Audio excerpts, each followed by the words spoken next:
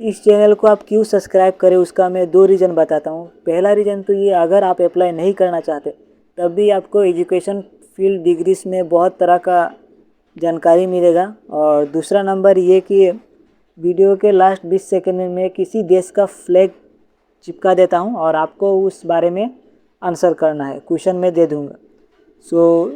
ये CDS का notification आ चुका है और टोटल इसमें पोस्ट 451 है और इसका जो लास्ट डेट ऑफ अप्लाई हुए वो 9 जून 2026 तक है। और इसमें वैकेंसी वाइज बात करें तो इंडियन मिलिट्री एकेडमी में 100 वैकेंसी है और 13 आपका NCCC सर्टिफिकेट के लिए रिजर्व है। और इंडियन नेवल एकेडमी में आपका 26 पोस्ट है, उसमें 6 आपका NCCC सर्टिफिकेट के लिए आपका रिजर्व है। बाकी सब आप अपने हिसाब से ये देख लीजिएगा, ठीक है। और बात करें आपका एलिजिबिलिटी क्राइटेरिया का, तो आपका नेशनल एंड सिटीजनशिप आपका इंडियन, नेपाल या भूटान आपका देख लीजिएगा, आप हिसाब से इंडियन होना पड़ेगा। और एज लिमिट का बात करें तो आपका IMA और INA में आपका 19 से 24 साल तक अनमेरिड रहना पड़ेगा। और AFA में आपका मैक्सिमम 26 साल तक होगा, लेकिन अगर आप 25 साल तक है तब आपको अनमेरिड ही रहना पड़ेगा, ठीक है।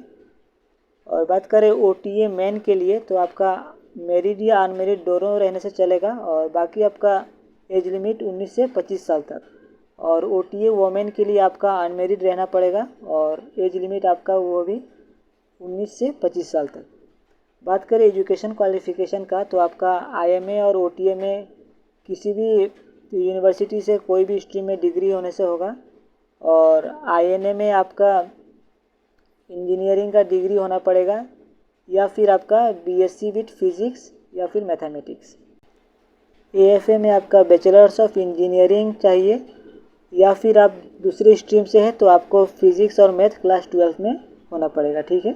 इसका एग्जामिनेशन पैटर्न का बात करें तो हमें INF और AFA के लिए आपका इंग्लिश, जनरल नॉलेज और एलिमेंट्री मैथमेटिक्स 2 घंटा 100 मार्क, 2 घंटा 100 मार्क, टोटल 300 मार्क का होगा। और आपका OTA के लिए इंग्लिश रहेगा और जनरल नॉलेज रहेगा 4 घंटा 200 मार्क का। और नेगेटिव मार्किंग आपका 1/3। एप्लीकेशन फ़ीस का बात करें तो आपका 200 रुपया सिर्फ जनरल और OBC मैन के लिए देना है, बाकी सभी फीमेल कैंडिडेट और SC ST के लिए ये फ्री है। सो अब रहा क्विज का टाइम। ये कौन सा देश का फ्लैग है, इसका आंसर देना है आपका। कौन सा कॉन्टिनेंट में ये देश है, अब ऑफिशियल कैपिटल क्या है और इस देश का करेंसी क्या है। और आपका लास्ट क्वेश्चन हुआ, इस देश में कौन सा भाषा बोला जाता है। सो इतना तक की वीडियो, अगर उम्मीद है कि पसंद आया होगा, सो सपोर्ट कीजिएगा, वीडियो को लाइक जरूर कीजिएगा और कोई अगर फीडबैक देना है तो कमेंट खुला है, दबा के दीजिए। तो थैंक यू, धन्यवाद।